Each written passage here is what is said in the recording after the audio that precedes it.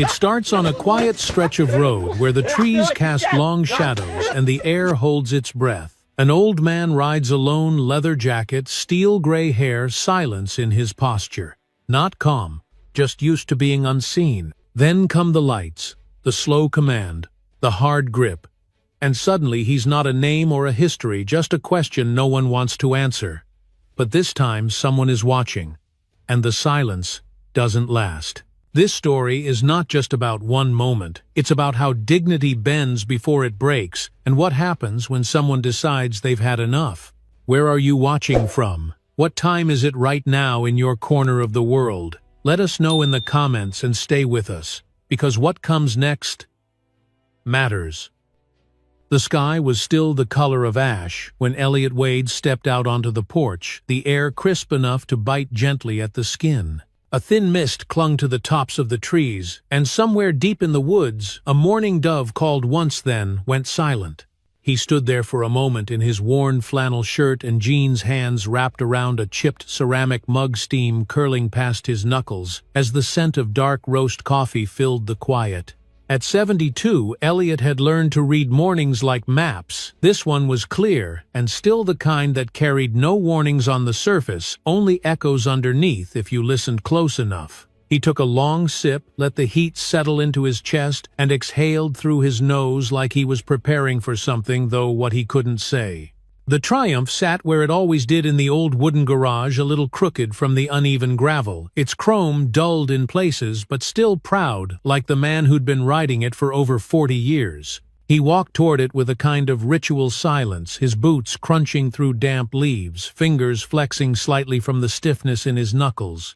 His hand brushed the seat as he passed leather worn smooth as riverstone, before reaching for the garage handle and pulling the door open. Inside, the air smelled of oil, dust, and old metal.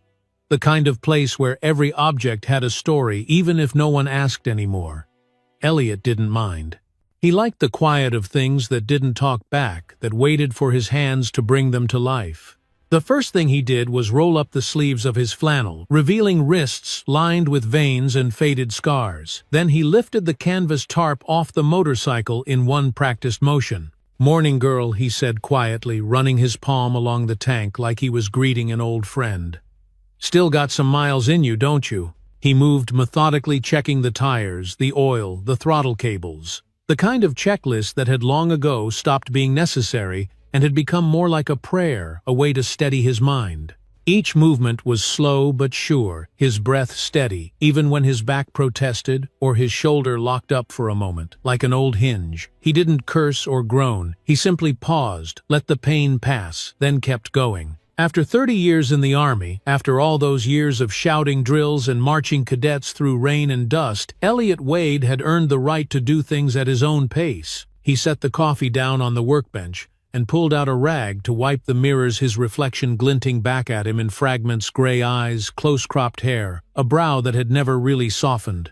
Then the phone rang sharp and sudden in the quiet, breaking the trance. He pulled it from his pocket, squinting slightly at the screen before answering. "Hey, baby girl," he said, his voice softening immediately. On the other end, his daughter Monica sounded half awake but no less concerned. "You heading out already?" she asked, the sound of her voice crackling slightly through the speaker. He smiled as he sat on the stool beside the bike. "You know I am," he replied. Skies clear, roads waiting. There was a pause, just long enough for him to sense the hesitation. "I know you love that ride, Daddy," she said, "but just be careful, okay? Some places down there still don't look kindly on black men with nice things." Elliot chuckled once, low and short, not because it was funny, but because he knew it wasn't. "I've been riding that road since before you were born," he said, picking up the rag again. "Ain't no curve, I don't know." She didn't laugh. "You don't need to prove anything to anyone," she said. "You've earned peace." He nodded, even though she couldn't see it. "I'm not proving anything," he said. "Just visiting some old friends. I'll call you when I get back." She sighed again. He knew that sound well, the one that lived somewhere between pride and worry, but she let him go. "All right. Love you, Daddy." "Love you too, baby girl," he said, then hung up. Outside, the sun had begun to stretch across the treetops, bathing the edges of the road in gold. He wheeled the bike out of the garage, slowly taking care not to slip on the damp gravel.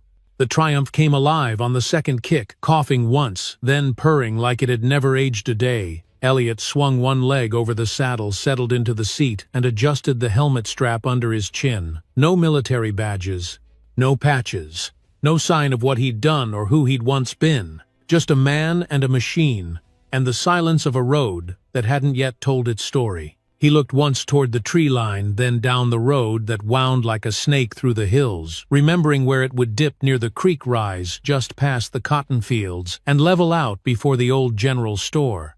The memories came not in sharp flashes, but as slow waves, men saluting boots in formation faces he hadn't seen in decades but still carried with him. He twisted the throttle gently, feeling the vibration through his boots, the shiver of power he never quite stopped loving. And then he was off.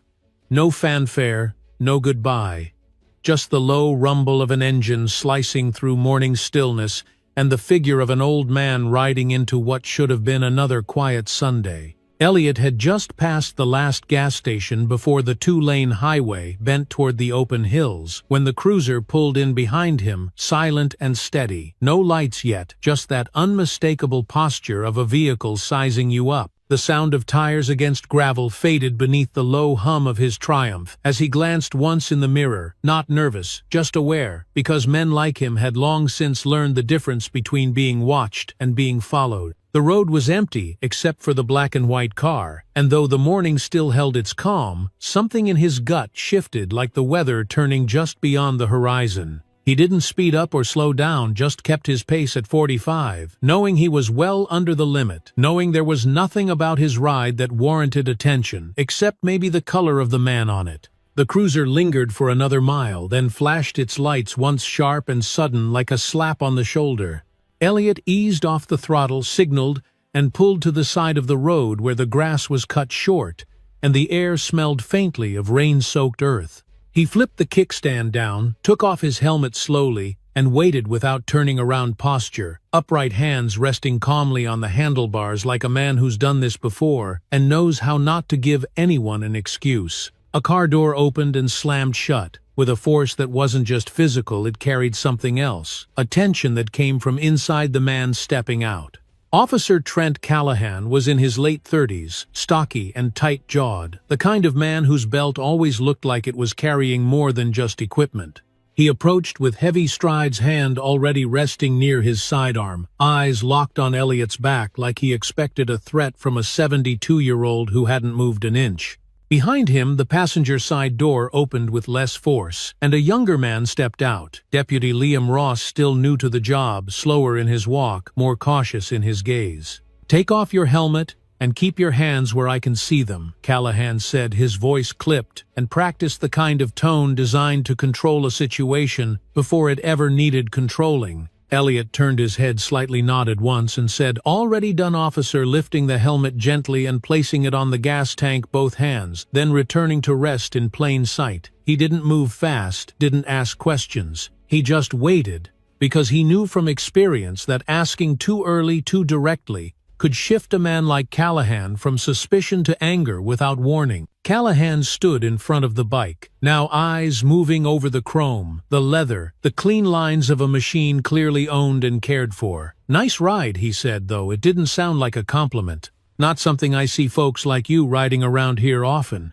Elliot met his eyes for the first time, steady and unblinking, then said calmly, "I've had her since '81. She's got some history." Ross shifted slightly to the side, watching both men, his fingers resting against his duty belt. Not in fear, just uncertainty. "License, registration, and proof of insurance," Callahan ordered, still standing, stiff and square, like a man waiting to be contradicted. "May I ask what I was stopped for?" Elliot said, his voice level. No heat in it, only the clear weight of someone asking not out of defiance, but expectation of an answer. Callahan's jaw flexed. "Got a call about a string of bike thefts in the county. Yours matches the description."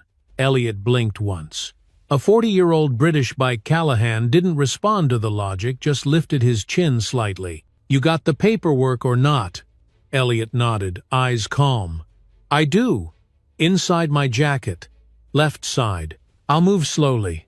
Callahan gave a short nod, but his hand twitched toward the holster. Ross noticed and said quietly but firmly, "He's complying." Elliot reached into his jacket with slow precision, the same way he used to disarm tripwires. No sudden moves, no room for misunderstanding. He pulled out his wallet, flipped it open, and offered his license. Callahan snatched it, glanced down, didn't say a word, just kept looking at the name like he was trying to place it, then waved vaguely. "Registration and insurance now." "It's under the seat," Elliot said. "I'll need to lift it." Callahan stepped closer. "Do it slow." Elliot shifted his weight, knelt beside the bike, and unlatched the compartment. As he opened it, his sleeve shifted slightly, revealing a faint scar on his forearm, faded. Pale, the kind that doesn't come from accidents but from something earned in places most men don't talk about. Inside the seat compartment, neatly folded, were the documents he needed alongside an old flag in a protective sleeve and a military patch tucked between two cloth rags. He handed over the papers, then sat back down without being told, letting the morning air cool the sweat beginning to bead at his temples. Callahan looked through the documents, but it was clear from his stance that he wasn't satisfied with what he saw, even though everything matched. "Where you headed?" he asked. Elliot exhaled through his nose, slow and deliberate. "Memorial Ride. My wife's buried out near Wilkins Ridge. We served together." Callahan's mouth tightened. "You're a vet," Elliot nodded. 30 years. Doesn't say that on your license." Elliot didn't respond. He wasn't about to unfold his life story on the side of a country road for a man who'd made up his mind before the car had even stopped. But something shifted then. Something fell from his wallet when he took it out, something small and laminated. Callahan's boot tapped it, then froze. Ross saw it too. "That's a military ID," he said, stepping forward. "Looks legit." Callahan glanced down, then kicked it away under the bike like it didn't matter. "Could be fake," he muttered. "Lot of folks play soldier to get sympathy." Elliot flinched slightly, not from fear, but from something deeper, something like insult, wearing the clothes of ignorance. He looked at Ross, who hesitated, then looked away. The silence was thick now, the kind that lives in the seconds before something goes wrong. Callahan leaned in. "I'm going to need to secure you while I check this out," he said. "Standard procedure." Elliot didn't resist. He didn't argue. He just said, "This isn't about the bike, is it?" And when Callahan grabbed his arm and yanked it behind his back, Elliot stumbled forward, slightly pain blooming in his shoulder like a memory. "Careful," Ross said quickly, stepping in now clearly unsettled. But Callahan was past hearing. He had what he thought was authority, and that was all he needed. Elliot didn't speak again. He didn't beg or plead. He simply looked at the ground as the handcuffs clicked, closed, and the silence around him grew heavier than the steel biting into his wrists. Sarah Chen had just finished her shift at the hospital, the kind that leaves your bones humming and your mind soft around the edges, when she turned onto County Route 8 and noticed the flash of red and blue reflected across the windshield. At first, she thought little of it, just another traffic stop on a quiet road, maybe someone rolling through a stop sign or going 10 over. But as she approached the bend, something about the way the scene unfolded didn't sit right with her. There was no other traffic, no backup arriving, just 2 officers and an older black man in handcuffs standing with his back to the road and blood trickling slowly down the side of his face. She slowed the car without thinking, pulled to the shoulder, and kept the engine running as she angled herself to see better through the passenger side window. Her fingers hovered over her phone for a second, then unlocked it, not out of drama or instinct, but out of a quiet unease that had settled in her chest like a stone. She didn't need to hear the words to understand the tone. There was tension in the way the older man stood, shoulders squared, but unmoving, the kind of posture that spoke of dignity, clashing against something colder, something that refused to see it. Without saying a word, she angled her phone just so, tilted it slightly to reduce glare, and began recording. The screen framed the 2 officers, one rigid and aggressive, the other hovering near the patrol car like he wasn't sure if he belonged in the frame. The older man stood between them, unmoving now as the taller officer shoved him again, this time harder until his head hit the cruiser with a soft, sickening thud. Sarah gasped but didn't move. She knew too well that sometimes bearing witness was the most dangerous and most necessary thing a person could do. "Come on," she whispered to no one, thumb brushing the screen to begin a live broadcast, her voice steady but low, like she was talking to a friend across the table. "This is happening right now. Middle of Route 8, just past the creek. Black man probably in his 70s bleeding. They've got him in cuffs. The numbers on the screen started small. 4 viewers, then 7, then 11, but climbed steadily as hashtags connected notifications pinged and people with networks wider than hers started resharing what they saw. She didn't move the camera. She didn't speak again. She just held the lens steady and let the silence of the man in handcuffs speak louder than anything she could say. Half a state away in a small military facility where drills were winding down for the weekend, Captain Aaron Briggs had just come off the field when his phone vibrated twice in quick succession. He almost ignored it, but something made him glance down, and when he saw the thumbnail on the screen, an old man against a cruiser, wrists locked, head bleeding, it knocked the air from his lungs before he even registered the name. He tapped the link, and the video opened to show the exact posture, the precise stance of the man who'd taught him everything about standing tall under pressure. It took less than 5 seconds for him to whisper, "That's him." The soldiers around him turned when they heard the change in his voice. Who, one of them asked, and Briggs didn't hesitate. "That's Sergeant Major Wade. That's my mentor." He turned the screen around, the footage still rolling. "And that officer's got his damn hands on him." For a moment, no one moved. No one spoke. Then Briggs raised his voice slightly and said, "Get Major Davis on the phone. I want a full read on local jurisdiction, and I want it now." The chain of reaction was almost surgical orders, delivered clean and crisp radios, crackling boots moving across gravel in synchronized rhythm. Briggs didn't raise his voice again, didn't need to. The memory of Elliot Wade standing on the training field, calling out cadets by name, correcting posture, demanding clarity of mind before clarity of weapon carried weight that no badge could outshine. "He taught us what it meant to carry authority without becoming it," Briggs said quietly, almost to himself. "And now someone's treating him like he's less than nothing. That ends today." Back on Route 8, Sarah could see the older man's breathing change, not panic, just deeper, slower, like he was holding something in with every inhale. The officer who had done the shoving leaned in close mouth, moving just out of earshot, but his posture was unmistakably hostile. Sarah's hand trembled for a moment, then steadied again. She adjusted her angle, catching the officer's profile, then the drops of blood on the cruiser's hood, then the younger deputy, who still hadn't intervened. Inside her chest, a quiet storm brewed. Not fear, not yet, but something more urgent. The knowledge that if she didn't keep the camera steady, the story could shift without record. She whispered again, this time more to herself than anyone watching, "Stay standing. Just a little longer. Help's coming."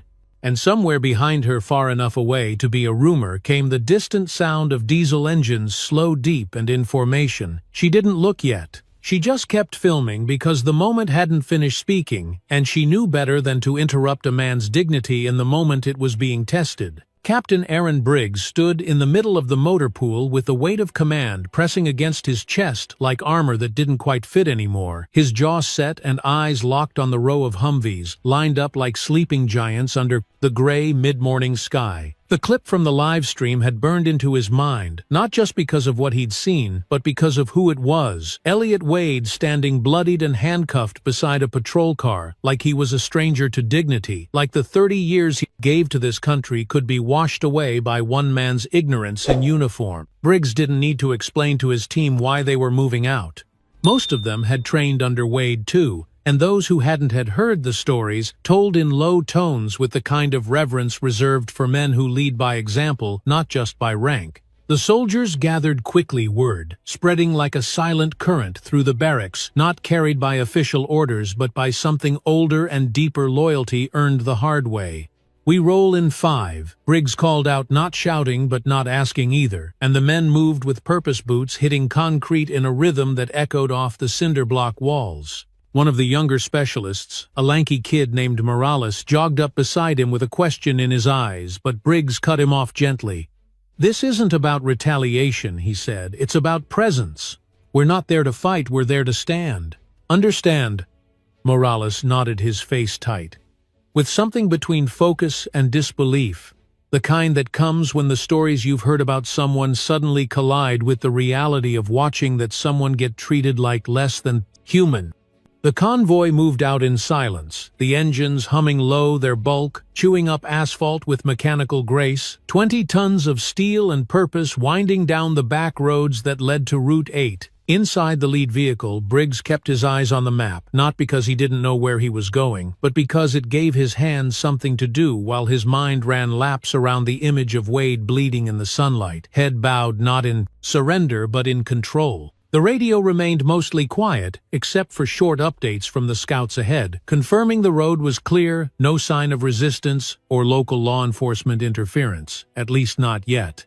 The fields outside blurred into a patchwork of green and brown, but inside the Humvee time moved slow, each minute stretching into something heavy and breathless, like the calm before a storm no one had asked for, but everyone felt coming. Back at the scene, Officer Callahan had grown louder, not with volume but with intent, his movements sharper, more invasive, as if Wade's silence was provoking him in a way he couldn't tolerate. He paced around the motorcycle like a man looking for guilt in chrome and leather, pulling open compartments without asking, tossing aside personal items with a kind of practiced carelessness. Ross stood a few feet away, arms crossed, and eyes darting from his partner to the man they'd detained, something sour twisting in his gut each time Callahan pushed a little further, past what even he knew was protocol. He wanted to say something, had opened his mouth twice now, but the words stuck in his throat, not from fear exactly, but from the knowledge that breaking rank came with a cost, and he hadn't yet decided who he was willing to pay it for.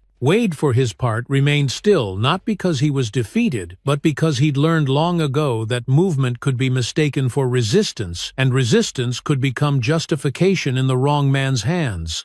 His wrists throbbed in the cuffs, blood still warm against his temple, but it was the quiet erosion of dignity that hurt more, the way Callahan sneered at the folded flag he'd carried for years, or how the younger officer wouldn't meet his eyes anymore. He closed his own for a second, just long enough to center himself, to recall the calm of parade formations, the weight of command, the sound of boots in rhythm and hearts in sync. And then through the stillness came the sound, low at first, like a rumble beneath the earth, the kind of vibration you feel in your spine before your ears catch up. Sarah Chen looked up from her phone, eyes widening, as she recognized the unmistakable roar of diesel engines in tight formation, growing louder by the second.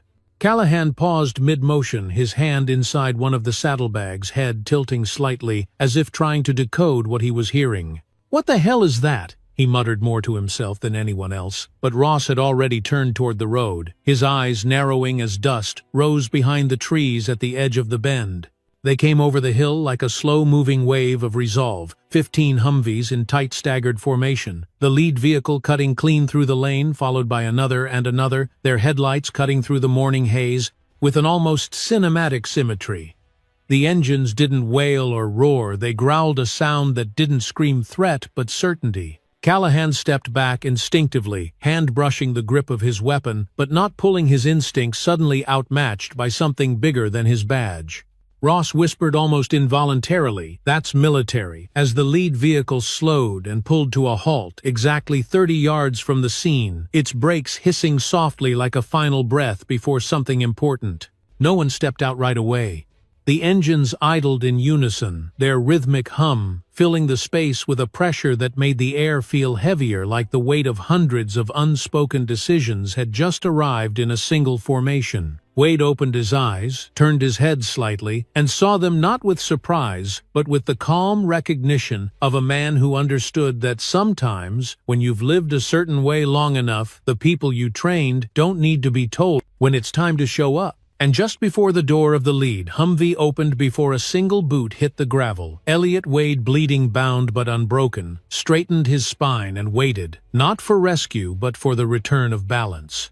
The door of the lead Humvee opened with a low mechanical clunk, the kind of sound that announces not force but finality, and from inside stepped Captain Aaron Briggs' boots, landing on the gravel with deliberate precision, his uniform crisp, his expression unreadable, eyes locked on the man who stood cuffed and bleeding beside a sheriff's cruiser, like he didn't belong to the road he had once taught others to walk with pride. He didn't speak right away. There was no need to fill the moment with words when presence could do the work more cleanly, and behind him, like shadows, sharpening into form, 20 soldiers moved into silent formation, not aggressive, not armed, just aligned and alert, their faces, calm but focused, like a line drawn in the dirt with nothing left to say, except, "We see you." Callahan shifted instinctively his stance, tightening right hand, brushing the edge of his holster again, not drawing, not quite, but the kind of nervous motion that betrayed how completely the script had flipped without warning. He looked at Briggs like a man trying to reassert control through posture alone, but it was clear to everyone present that the ground had shifted under his feet, and no amount of bluster would hold it in place. Ross stood frozen, his eyes bouncing between Briggs-Wade and the slowly tightening arc of soldiers, something loosening in his chest that felt almost like relief, though he didn't know why. Briggs stepped forward until he stood just beyond the patrol car's front bumper, his voice quiet but unwavering. "You're detaining Sergeant Major Elliot Wade," he said, not asking, just naming the fact with a weight that didn't invite contradiction. 30 years U.S. Army, Silver Star, 4 deployments, trainer of thousands. He paused, let the wind rustle the leaves behind him, and added, "And my mentor." Callahan blinked once, trying to shape a response, with a mouth suddenly dry, but no words came, only a sputter that vanished into the tension like steam off hot metal. "This is a police matter," Callahan said, finally grasping for authority, but even he seemed to hear the hollowness of it as it left his lips. "You have no jurisdiction here." Briggs nodded slowly, his expression unreadable, voice steady as he answered, "We're not here for jurisdiction, we're here for clarity. And to ensure a man's dignity doesn't bleed out on the side of a road he paid to protect." His eyes flicked toward Wade, who hadn't moved, hadn't spoken, but who now stood straighter somehow, as if the arrival of those he once shaped had reminded his body of its old geometry. The silence held for a beat too long, stretching into something that felt like judgment, until Sarah Chen stepped out of her car phone, still recording, her voice calm but firm. "Thousands of people are watching this," she said, "and they know who he is now." Her words didn't carry threat, only fact, and the sound of them seemed to slice through whatever illusion of control Callahan had left. "Unlock the cuffs," Briggs said, turning back to Callahan, not a demand, but a command delivered without edge, because edge wasn't needed when history was already standing in the room beside you. Callahan hesitated long enough to betray the tug-of-war happening inside him, but eventually reached for his keyring with fingers that weren't quite steady. He stepped behind Wade, inserted the key, and the metallic click of the cuffs unlocking echoed louder than it should have, like the release of a knot that had been too tight for too long. Wade brought his arms forward, slowly rotating his wrists once, twice, blood crusted at the edges of the abrasions, but his expression didn't change. He didn't thank anyone. He didn't speak.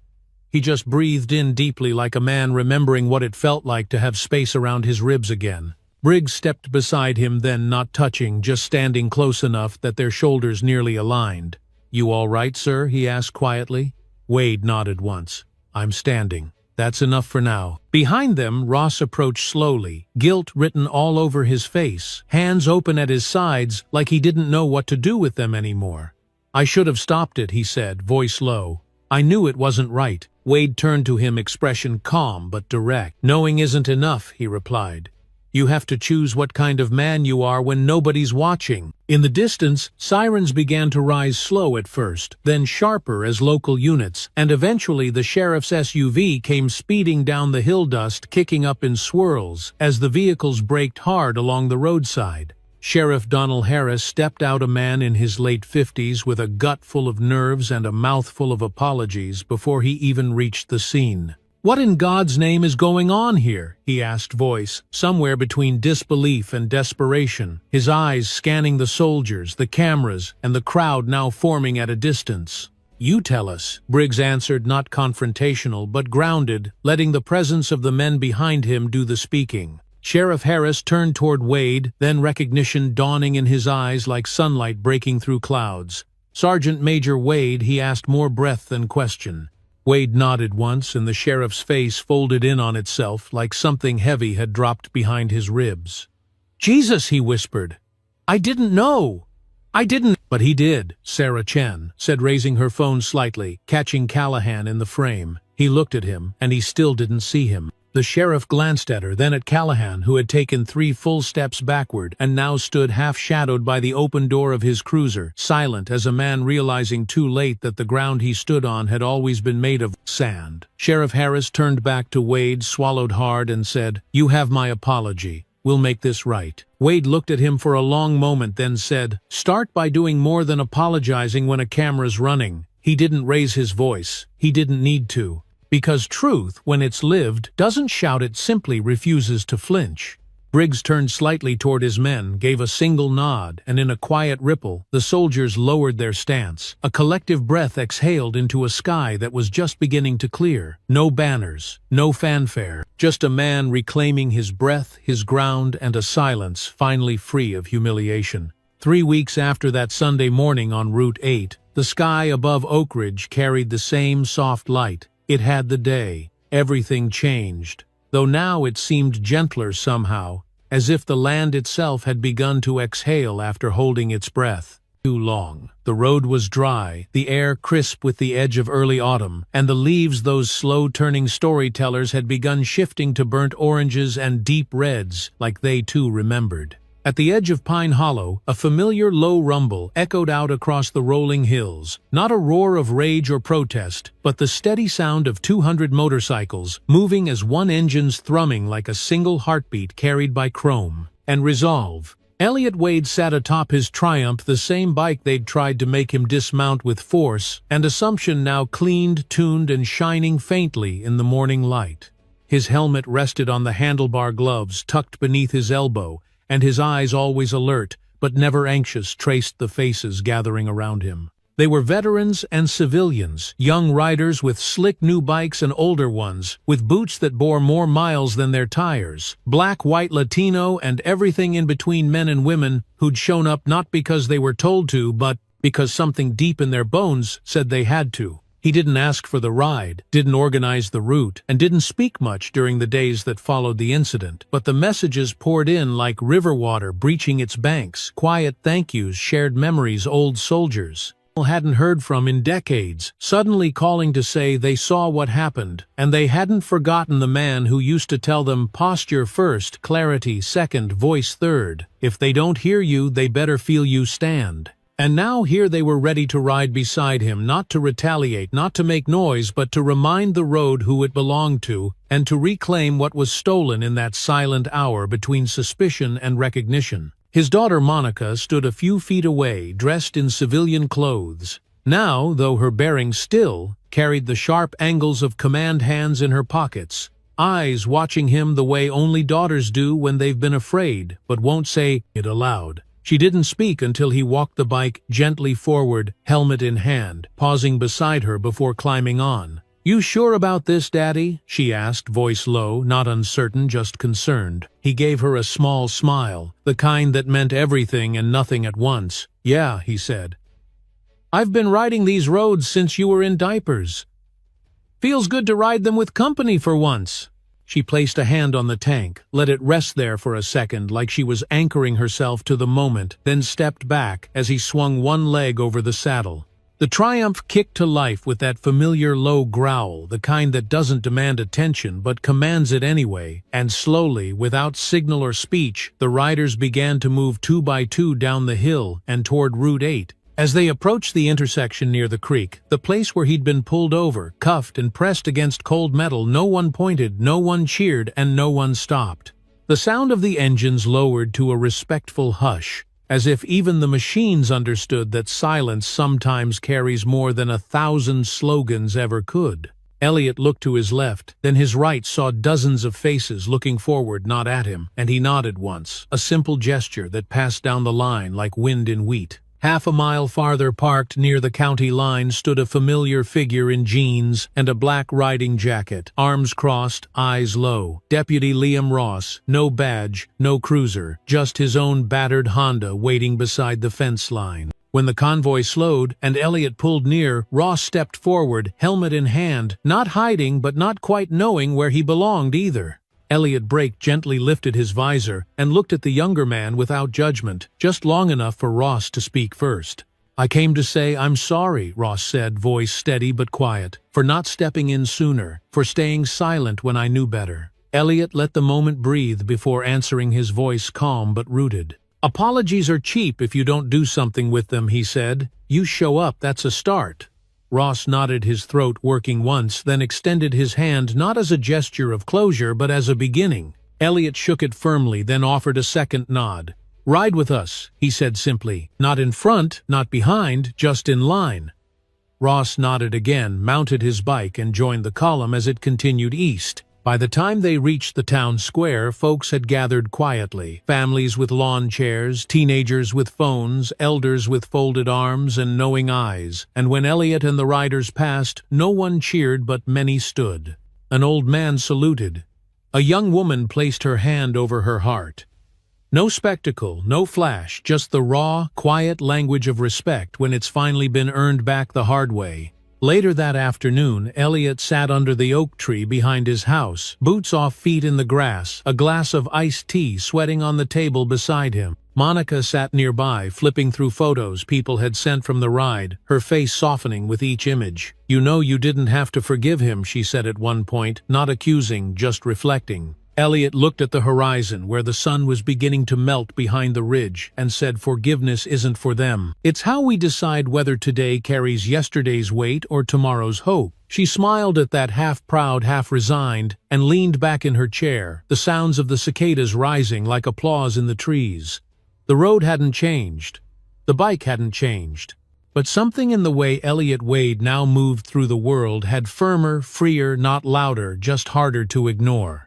And maybe that's how change really starts, not in the courtroom or the headline, but in the quiet way a man refuses to bow, rides again, and doesn't ride alone. What happened to Elliot Wade wasn't just about a traffic stop, it was about the quiet ways dignity can be stripped from a man, and the louder ways a community can come together to return it. This story reminds us that respect should never be something a person has to earn through medals, titles, or sacrifice. It should be the starting point of every interaction, not a reward held back by bias or fear. Elliot didn't fight back with anger, but with silence, composure, and the weight of a life lived in service to others.